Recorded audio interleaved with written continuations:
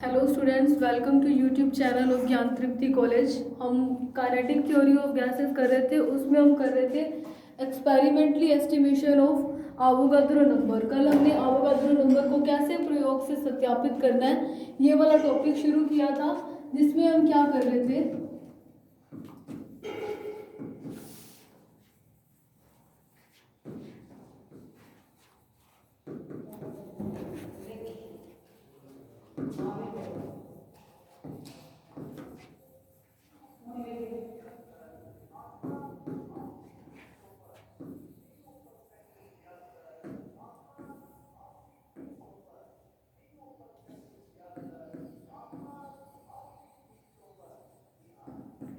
तो हम ये टॉपिक कर रहे थे कल, जिसमें मैंने आपको इतना बता दिया था कि जो पार्टिकल है वो बिल्कुल वैसे ही है, ब्राउनियन पार्टिकल जिसको हमने सस्पेंड किया, लटकाया हुआ है, जैसे कि गैस के मॉलिक्यूल्स हैं। क्योंकि काइनेटिक थ्योरी ऑफ गैस में क्या कहा गया था कि गैस के अणु यादृच्छिक, अनियमित और लगातार गति करते रहते हैं। और ब्राउनियर ने भी यही कहा था कि जो ब्राउनियन पार्टिकल्स है, ब्राउनियन मोशन में क्या है, नियमित और जो लगातार गति होती है, अनियमित और लगातार गति क्या कहलाती है, ब्राउनियन गति।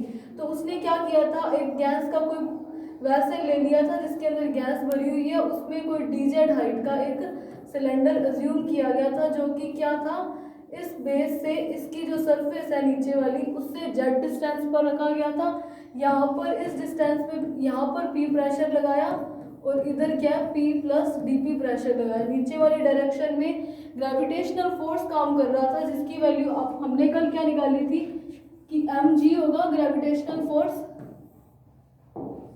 गुरुत्वीय बल क्या होगा m इंटू जी, और m घनत्व रो क्या होता है, m ओवर में v क्या होता है, अगर मैं एरिया को हाइट से मल्टीप्लाई कर दूं तो वॉल्यूम निकलता है। और मैंने क्या माना था कि इस सिलेंडर का जो अनुप्रस्थ काट का क्षेत्रफल dA है, उसको कैसा लिया था, यूनिट लिया गया था, इकाई लिया गया था, एक लिया गया था।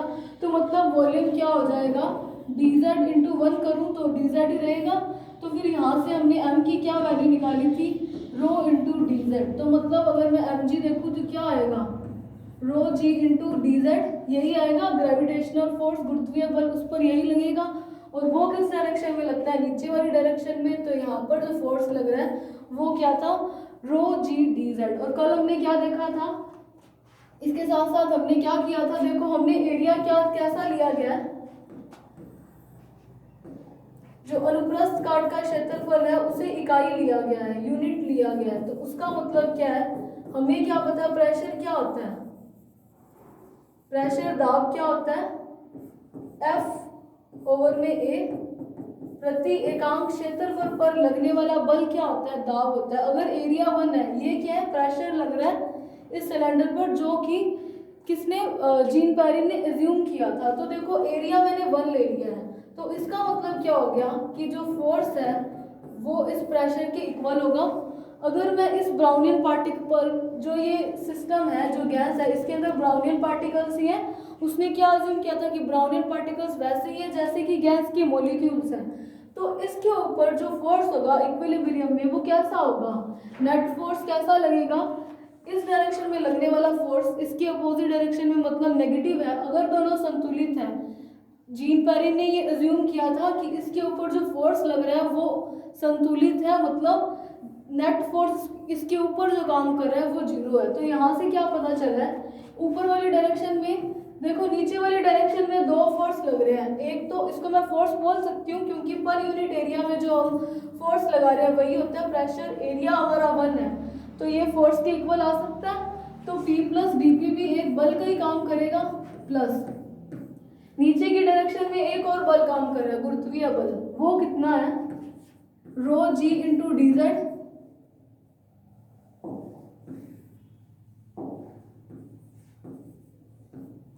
ये एक डायरेक्शन में उसके ऊपर क्या है, फोर्स काम कर रहा है, माइनस। माइनस क्यों, ये ऊपर वाली डायरेक्शन में काम कर रहा है तो नेगेटिव ही होगा, इक्वल्स टू 0 अगर संतुलित अवस्था में बल लग रहा है। तो ब्राउनियन पार्टिकल को वैसे सस्पेंड किया था कि उसके ऊपर लगने वाला फोर्स 0 हो, या फिर संतुलित अवस्था में दोनों दिशाओं में बल लग रहा, तो आपस में एक दूसरे को कैंसिल कर देंगे तो नेट फोर्स 0 हो जाएगा। तो यहाँ से देखो क्या पता चल रहा है, P से P कैंसिल, डीपी की वैल्यू क्या आ जाएगी, minus rho G D Z. इसको इक्वेशन नंबर 1, कल हमने ये सॉल्व किया हुआ था। इसको और आगे से सॉल्व करना है, इसके लिए मैं कल वाला फिर से बता रही हूँ। अब हमें क्या पता है, आइडियल गैस इक्वेशन क्या होती है, पीवी इक्वल्स टू एनआरटी होती है। अगर मैं एन को लूँ 1 मोल, 1 मोल गैस ले लूँ, तो पीवी की वैल्यू क्या हो जाएगी, आर टी। आर क्या होता है, universal gas constant, T temperature, P pressure, V volume. मैं देखो वॉल्यूम को क्या लिख सकती हूँ, अगर मैं घनत्व की टर्म में लिखूं, इसको दे दो इक्वेशन नंबर 2। कल हमने ये सॉल्व कर रखा था।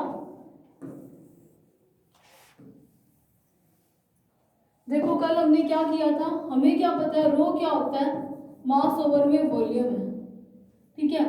अब देख लो, मान लिया कि 1 मोल गैस में, माना क्या 1 मोल गैस में अणुओं की संख्या क्या होती है, अवोगाद्रो संख्या होती है। मैंने गैस कैसे लिया है, 1 मोल गैस लिया है, तो मतलब अणुओं की संख्या उसमें n होगी। एक अणु का द्रव्यमान हम स्मॉल m ले रहे हैं, तो इसका मतलब रो की वैल्यू क्या हो जाएगी, small m into capital N over में v। तो यहाँ से v की वैल्यू क्या हो सकती है, small m into n over में रो। तो ये वाली v की वैल्यू अगर मैं इस इक्वेशन में पुट करूँ, इसको दे दो इक्वेशन नंबर 3। तो बाय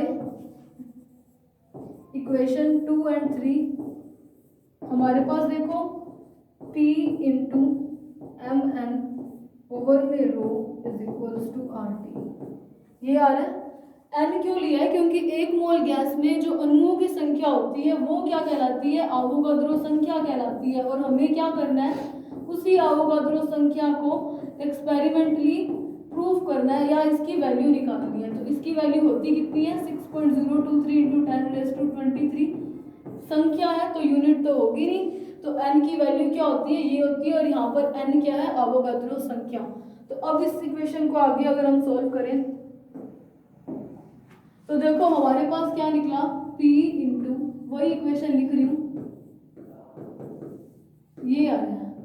तो यहाँ से मैं P की वैल्यू निकालूँ तो क्या आएगा, रो आर टी ओवर में एम एन। इसको दे दो इक्वेशन नंबर 4, 3 तक दे रखा था। अब देखो हमारे पास इक्वेशन 1 क्या निकाली हमने, डीपी की वैल्यू क्या थी, माइनस रो जी इंटू डी जेड, यही थी। इक्वेशन 1 क्या आई थी हमारे पास, माइनस रो डी जेड। तो इक्वेशन 4 ये है। अगर मैं इक्वेशन 1 को 4 से डिवाइड करती हूँ, इक्वेशन 1 डिवाइडेड बाय इक्वेशन 4, तो मेरे पास क्या आएगा, डीपी ओवर में पी बन जाएगा। उसकी वैल्यू क्या है, डीपी की वैल्यू क्या है, माइनस जी रो डी जेड। पी की वैल्यू देखो क्या है, रो आर टी ओवर में एम एन है, एम एन ऊपर चला जाएगा,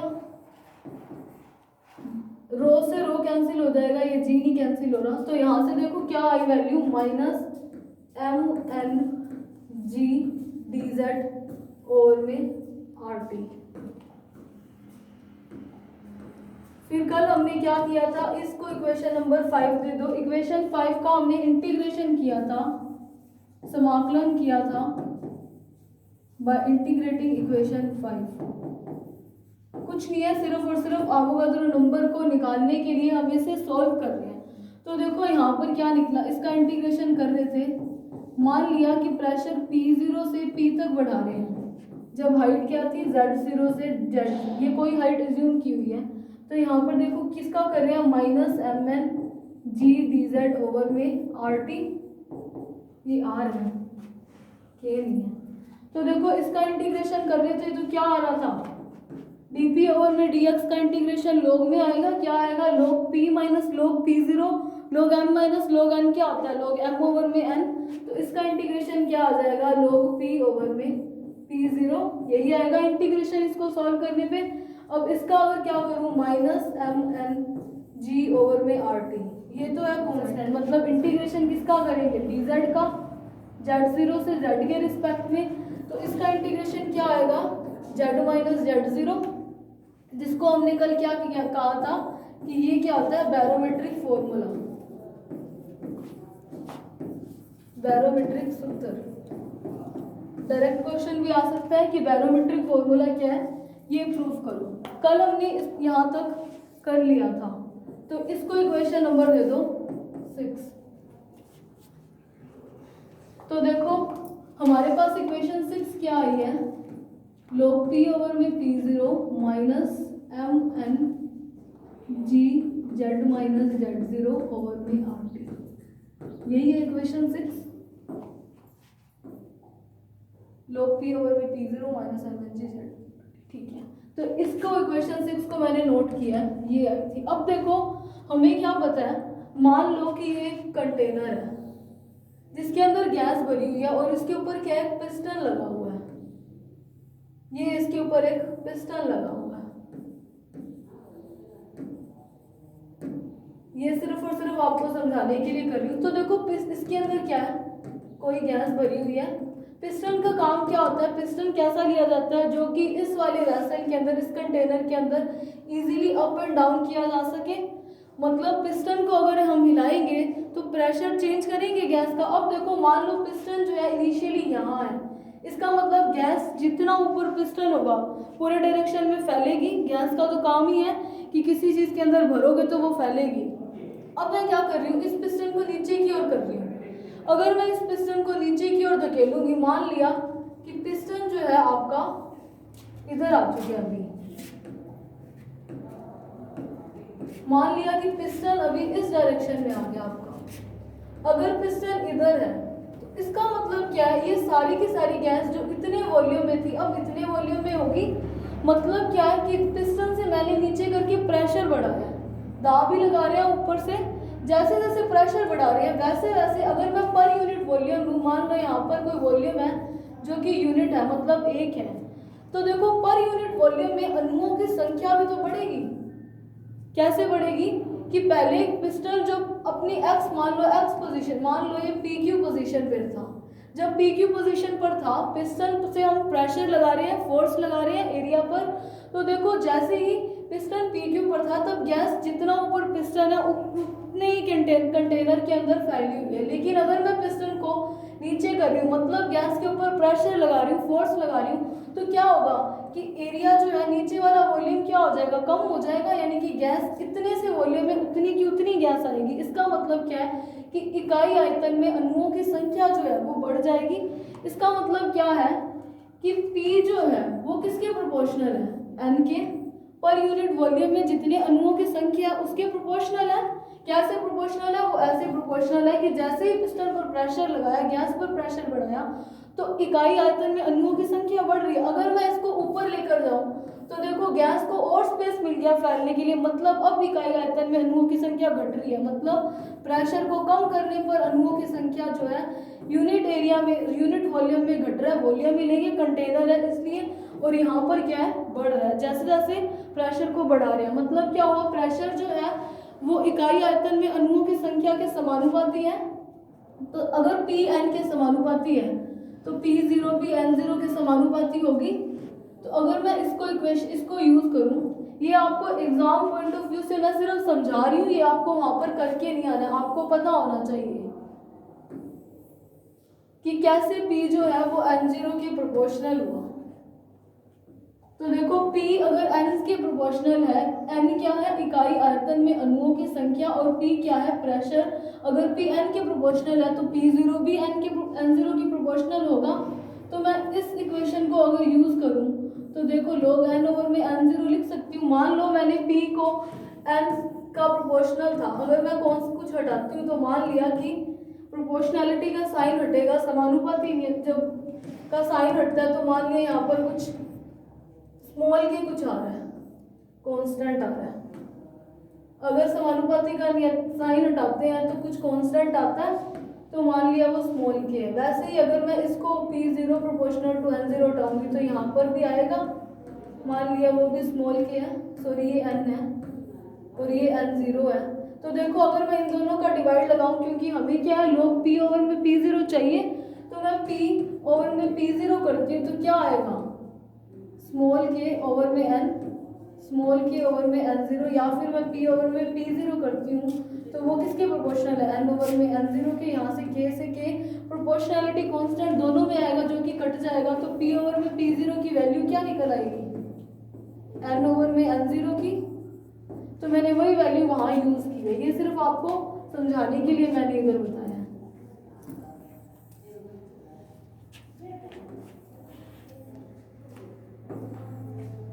तो देखो अगर इसका मैं यूज करूं तो log n ओवर में n0 की वैल्यू क्या आ रही है, minus M N G Z minus z0 over में RT। अगर मैं ये log हटाऊं यानी कि उधर अगर मैं एक्सपोनेंशियल ले लूं तो n ओवर में n0 की वैल्यू क्या आएगी, e की पावर माइनस, ये e की पावर में चला जाएगा M N G Z minus z0 over में RT, यही आएगा। तो यहाँ से अगर मैं n निकालूं तो वो क्या हो जाएगा, n0 e की power minus M N G Z minus z0 over में RT। इसको इक्वेशन नंबर दे दो 7। इक्वेशन नंबर 7 को बोलते हैं वातावरण का नियम। वातावरण का नियम क्यों बोलते हैं, इससे क्या पता चल रहा है, जेड हमने क्या ली थी, देखो जेड क्या लिया था, हाइट ली थी। तो इससे क्या पता चल रहा है, जैसे जैसे देखो हाइट बढ़ रही है, जैसे जैसे जेड बढ़ रहा है तो अणुओं की संख्या क्या थी, n थी, वो कैसे घट रही है, एक्सपोनेंशियली घट रही है। घट रही है क्योंकि नेगेटिव साइन, और कैसे घट रही है, एक्सपोनेंशियली मतलब चरघातांकी रूप से घट रही है। और रियल में भी ऐसे होता है, हाइट पर क्या अणुओं की संख्या घटती जाती है जैसे जैसे ऊंचाई बढ़ती है। तो इसी को क्या बोलते हैं, वातावरण का नियम। तो आपके पास डायरेक्ट क्वेश्चन भी आ सकता है कि वातावरण के नियम को समझाइए। तो ये हो गया हमारा वातावरण का नियम। अब देखो हमें क्या निकालना है, हम क्या टॉपिक कर रहे हैं, प्रयोग के द्वारा अवोगाद्रो संख्या का मान निकाल रहे हैं। अवोगाद्रो संख्या क्या थी, ये कैपिटल N थी, ये हमें निकालनी है। तो इसको निकालने के लिए हम क्या मान लेते हैं, मान लिया कि ये कोई एक लिक्विड ड्रॉप है, उसके ऊपर हमने कोई ब्राउनियन पार्टिकल लटका दिया, यूं कोई मान लो लिक्विड ड्रॉप है, इसके ऊपर मैंने ब्राउनियन पार्टिकल लटका दिया। तो देखो इस कण के ऊपर दो फोर्स लगेंगे, इस कण के ऊपर एक तो कैसा लग रहा है, ग्रेविटेशनल फोर्स लग रहा है, जिसको मैंने Fg लिख दिया, या फिर मैं इसको लिख देती हूँ क्या है, गुरुत्वाकर्षण बल लगेगा इस कण पर।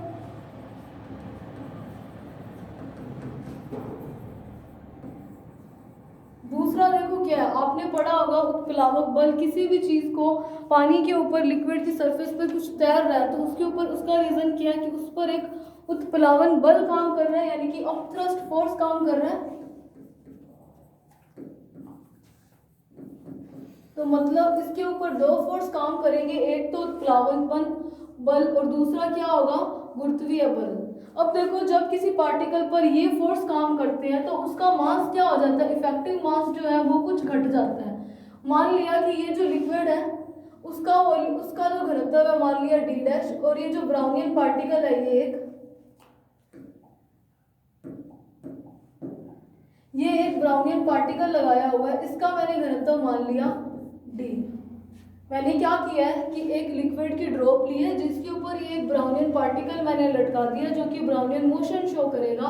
तो उसके ऊपर दो बल काम करेंगे, एक तो नीचे की डायरेक्शन में कौन सा, गुरुत्वीय बल, और दूसरा क्या होता है ऊपर की डायरेक्शन में उत्प्लावक बल काम करता है। अब जब ये बल काम करता है तो उसका जो इफेक्टिव मास है वो कैसा मिलता है, हमें कुछ घटा हुआ दिखाई देता है, वो कैसा होता है, देखो मास क्या होता है, द्रव्यमान क्या होता है। अगर मैं डेंसिटी को, घनत्व को वॉल्यूम से मल्टीप्लाई कर दूं तो हमारे पास निकल जाएगा द्रव्यमान, क्योंकि घनत्व क्या होता है, मास ओवर में वॉल्यूम होता है।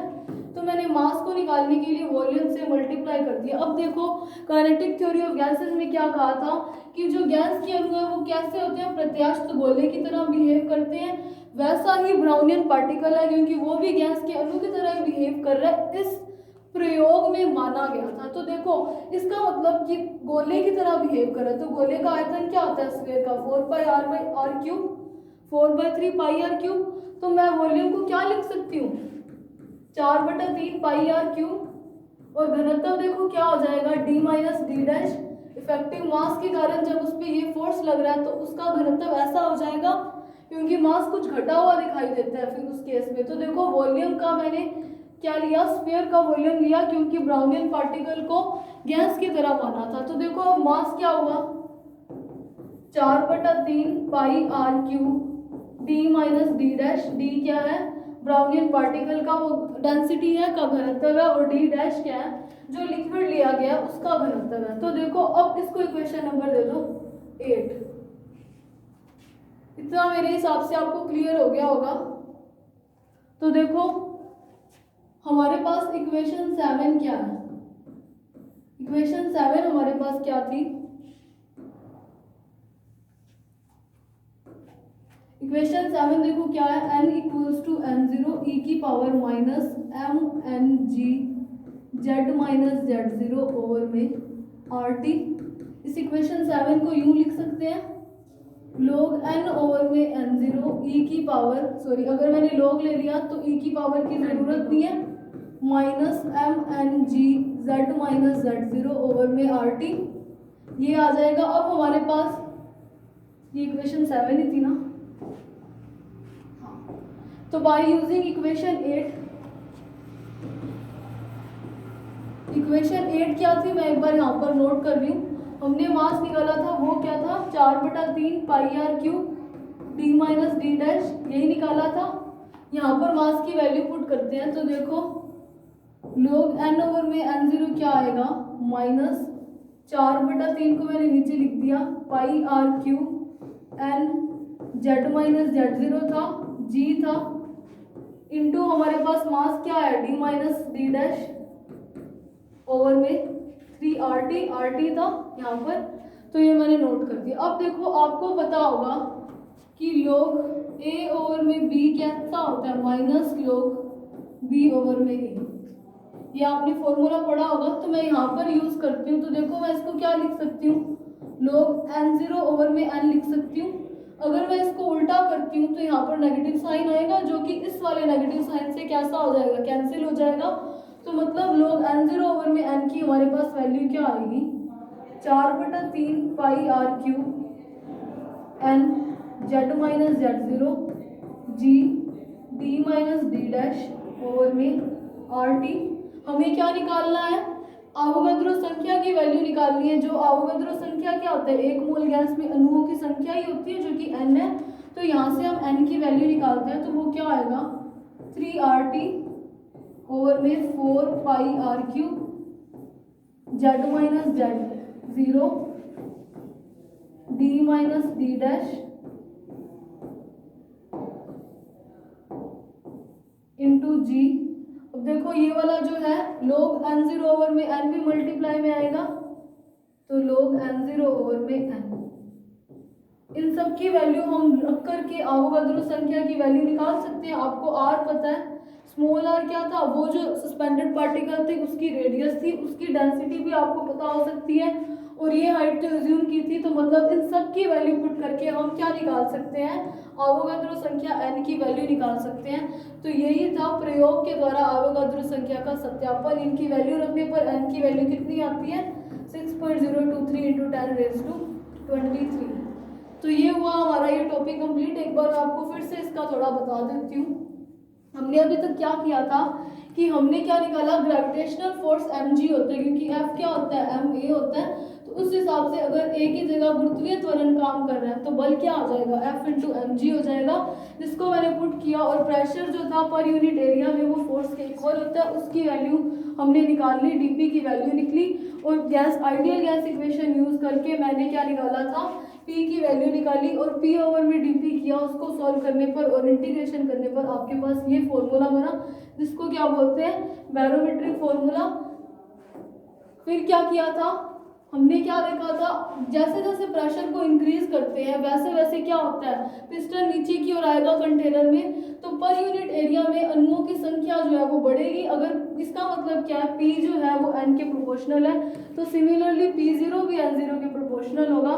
तो मैंने इनकी वैल्यू रखी, तो log n ओवर में n0 हो गया, जिसको सॉल्व करने पर आपके पास ये वैल्यू निकली, जो क्या होता है वातावरण का नियम। इससे क्या पता चलता है कि हाइट जो है वो बढ़ने पर जो अणुओं की संख्या है वो एक्सपोनेंशियली जो है घट जाती है। घटती क्यों है, नेगेटिव साइन होने के कारण, मतलब चरघातांकी रूप से घटती है, जिसको बोलते हैं वातावरण का नियम, फिर उसके ऊपर दो फोर्स काम करने के कारण हमने इफेक्टिव मास निकाला, जिसकी सिर्फ वैल्यू पुट किया और उसको सॉल्व करने से अवोगाद्रो संख्या का मान हम निकाल सकते हैं।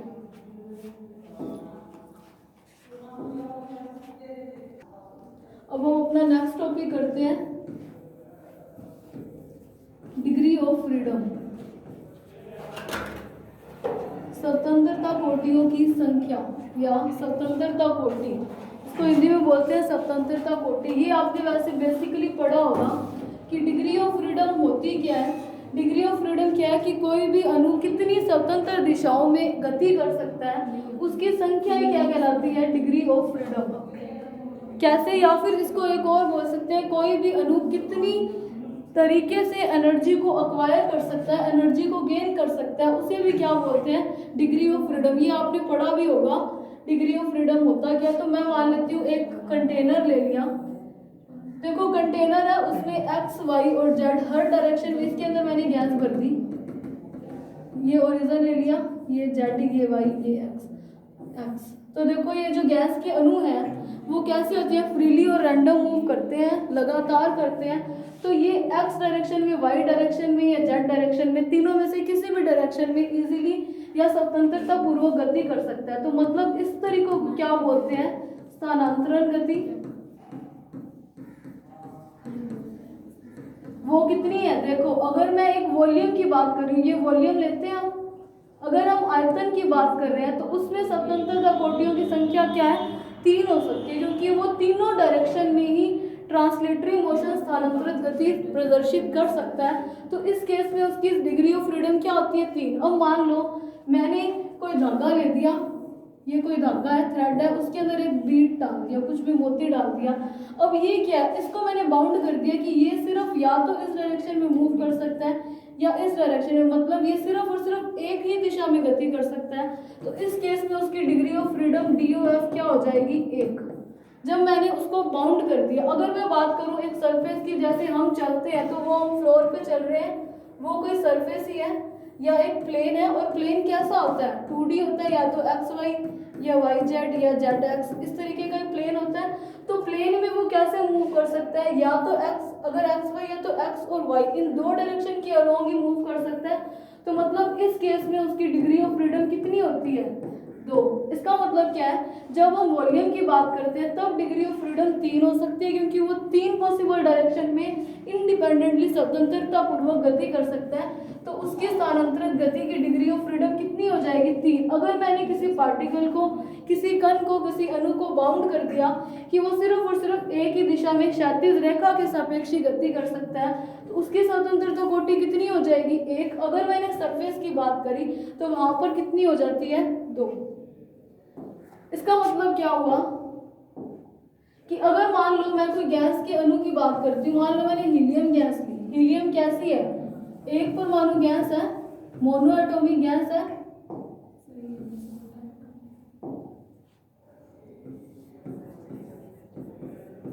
एक परमाणु गैस, मोनो एटॉमिक गैस है। इसका मतलब मैंने इसको ऐसे शो किया, ये हीलियम का कोई एटम, कोई अणु है। तो देखो ये किस डायरेक्शन में मूव कर सकता है, एक्स में भी जा सकता है, वाई में भी जा सकता है, जेड में भी जा सकता है।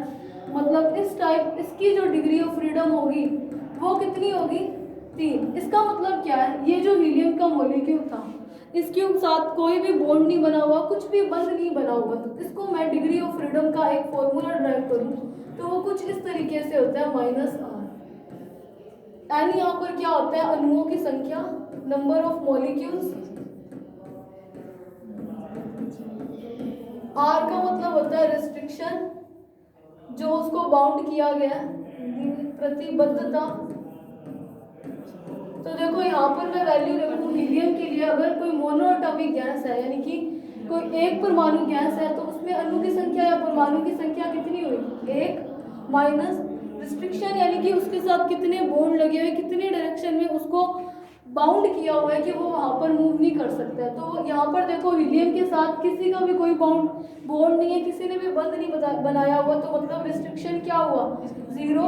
तो मतलब डिग्री ऑफ फ्रीडम कितनी हुई, 3। अगर मैं देखूं डायटोमिक की, द्विपरमाणु की, द्विपरमाणु गैस कैसे होती है, जैसे N2, H2 या इस तरीके की जिनोन, आर्गन, ये सारी गैसें कैसी है, द्विपरमाणु, मतलब दो परमाणु जिसके अंदर है। तो मैं इसको ऐसे शो कर सकती हूँ कि ये उनके बीच में बॉन्ड है।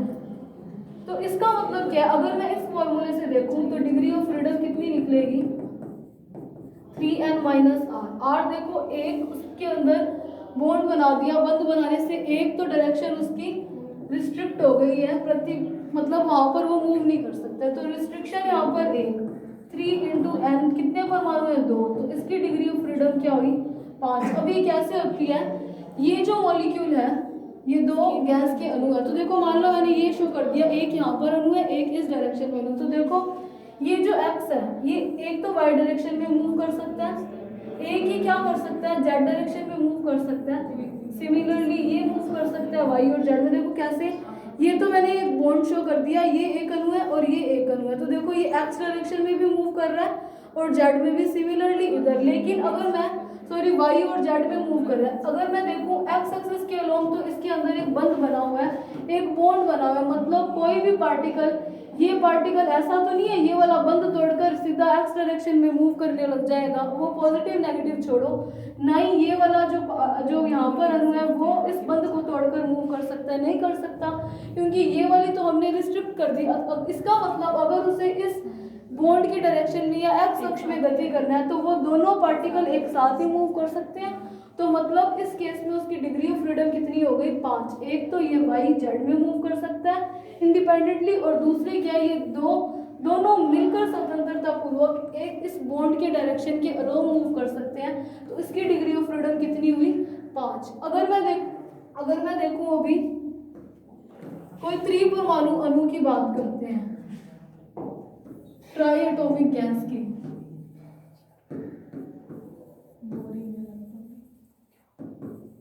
तो देखो ट्राई एटॉमिक गैस में दो तरीके से बन सकती है, एक तो ये होती है लीनियर, एक होता है नॉन लीनियर।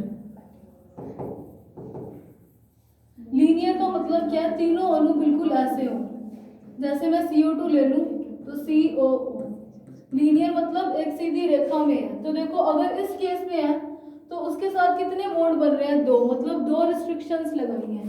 तो 3n की वैल्यू क्या है, 3 एटम है, -2, तो डिग्री ऑफ फ्रीडम कितनी आई, 7। अगर मैं बात करूं नॉन लीनियर की, मतलब मैंने मान लिया कि एक रेखा में ना होकर के इस तरीके से है, आपने पढ़ा होगा कि ऐसे भी होती हैं, जैसे अमोनिया ले लूं तो उसकी इस तरीके से स्ट्रक्चर होती है। तो देखो इसमें 3 रिस्ट्रिक्शंस बन गई, 1, 2 और 3। अगर मैं देखूं नॉन लीनियर नहीं है तो अणु तो अभी भी 3 है, परमाणु माइनस, लेकिन अब रिस्ट्रिक्शन कितनी हुई, 3। तो इस केस में उसकी डिग्री ऑफ फ्रीडम कितनी आ गई, 6। तो मतलब अगर ट्राइएटॉमिक गैस लेते हैं तो वो 2 टाइप की है, एक तो लीनियर रेखिक और एक नॉन लीनियर। उनकी डिग्री ऑफ फ्रीडम 7 और 6 2 तरीके की हो सकती है। तो ये थी हमारी डिग्री ऑफ फ्रीडम। अब इसकी साथ कैसे है, ये तीनों मिलकर के या तो एक्स डायरेक्शन में एक साथ मूव करेंगे, वाई और जेड, मतलब तीनों एक साथ बंद होकर के, तीनों एक साथ ही बाउंड है क्योंकि इनके अंदर बॉन्ड है। तो 3 तो इसकी ट्रांसलेटरी मोशंस हो गई, ट्रांसलेटरी को हिंदी में बोलते हैं स्थानांतरण गति। तीनों तो ये एक साथ 3 डायरेक्शन में गति कर सकते हैं। अब एक बॉन्ड होने के कारण 2 डायरेक्शन में ये क्या कर सकते हैं, घूर्णन गति शो कर सकते हैं। 5 हो गई, बाकी की बची क्या होती है, 2 डायरेक्शन में ये वाइब्रेशनल मोशन शो कर सकते हैं, कंपन गति शो कर सकते हैं। नॉर्मल टेम्परेचर अगर देखें तो सामान्य ताप पर तो सिर्फ स्थानांतरित गति पाई जाती है किसी भी अणु में, लेकिन जब जैसे जैसे हम टेम्परेचर इंक्रीज करते हैं तो हम मॉलिक्यूल में जो एटम है या गैस में जो भी एटम है उन्हें एक्साइट करके रोटेशनल और वाइब्रेशनल मोशन हम करवा सकते हैं। वाइब्रेशनल मोशन से 2 इसलिए होती है क्योंकि इससे 2 संबंधित ऊर्जाएं होती है, एक तो होती है काइनेटिक एनर्जी के और दूसरा होता है पोटेंशियल एनर्जी। तो इस तरीके की होती है। और अगर ये नॉन लीनियर है तो इसमें 3 तो होती हैं ट्रांसलेटरी मोशंस,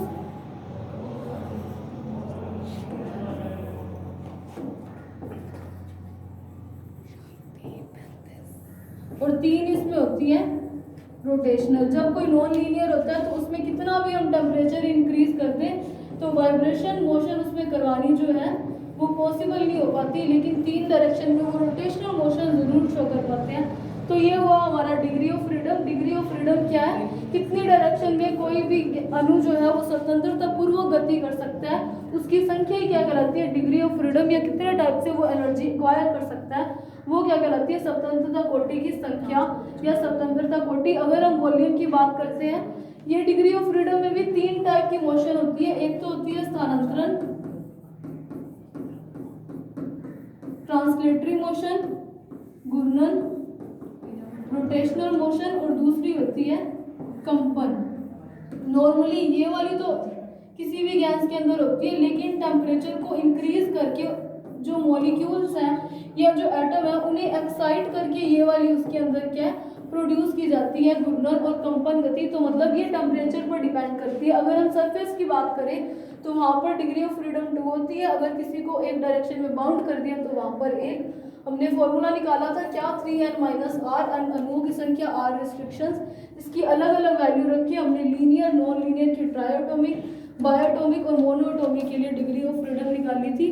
तो आगे डिग्री ऑफ फ्रीडम को हम कल कंटिन्यू करेंगे। Thank you.